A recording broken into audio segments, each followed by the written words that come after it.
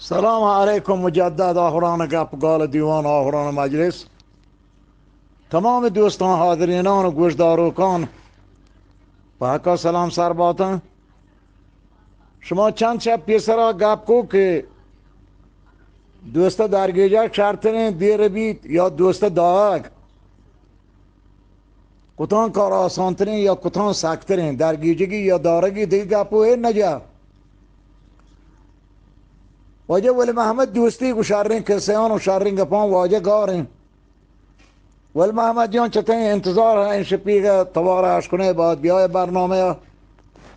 درباره دوستی و دوستان باید گپی کنه و چی که شما انسان متعلم و فیلسوف و مدیر و دبیر و زانو که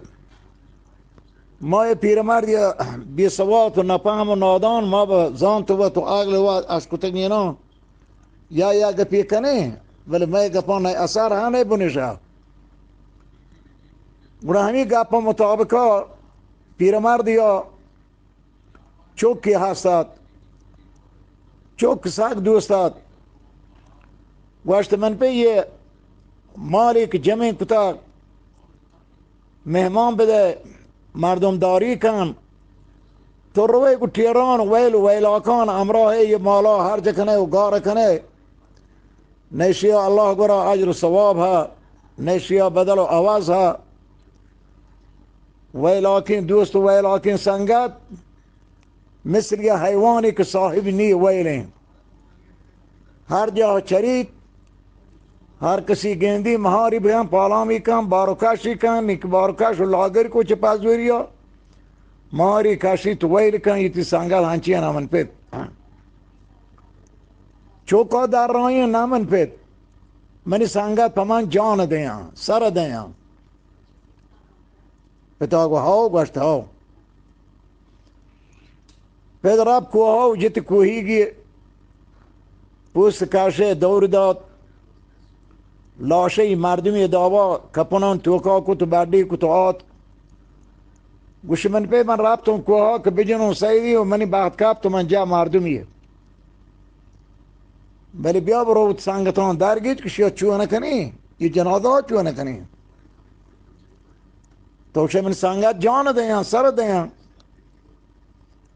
یہ چوکا را و سنگتان در جاو شما را پیش آمدی کپتا من پتا مردمی جتا بیای گوما کمک بی راهی طریقی درگیجه هر کسی لوگ دپا را سنگتان در بست گوی ما را چکاریم تو تی پتا رابطه هون ناها که کتا مردمی کشته گو ملوٹه پدا ما هور بنا همکاری و شما کنیم نه ما واجه یکی سنگتی من نہیں آیو یا کہ من نہیں آیو یا کہ من نہیں برو ہوں سنگتوں دار کہ ماں نہ تو نہیں کو تام کاری کنے واجہ پیر ماردا کو ہاں من پہ دشمن پہ ہچ کے نہیں درد نو کاز من کار نہیں ہے گوشت تبیا منا سنگتی ہے پیر ماردی آدی کے مرتگا یا سنگتی منا ہے پیر ماردی چارے آ چی گوشی جنازہ باڈا کو آت کا مرد لوگ جا پیر ماردا کا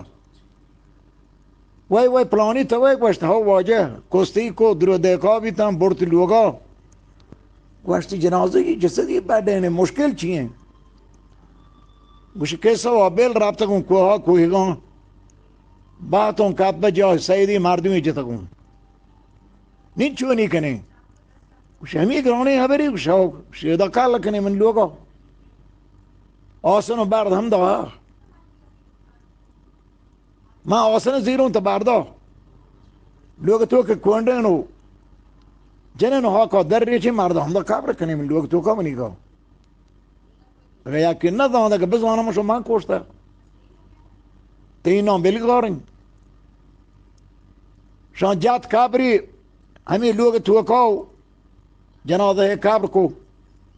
ها که بداتا شونی من پی راحت بھی تمرین لوگا واپسین آت کن لوگا پیر مردا پاجر نماز وان تو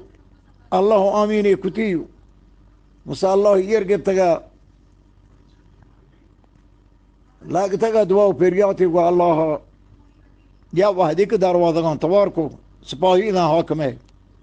چه بری وشوڑه مرد کشته کو الله الله کنه بابا ما مرد نکشته کش مرد کشته دوشی آت کو الله الله کنه او ما چاری تی سرابی تگین